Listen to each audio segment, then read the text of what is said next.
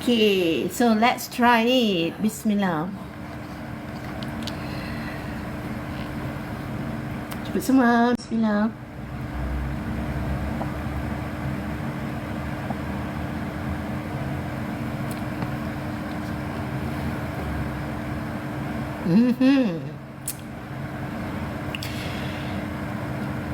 Okay, kita tak boleh expect, of course, sebab ini dia detox tea.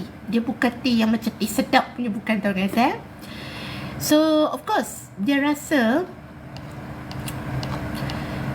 tawar, of course, sebab ni langsung kita tak bubur gula kan.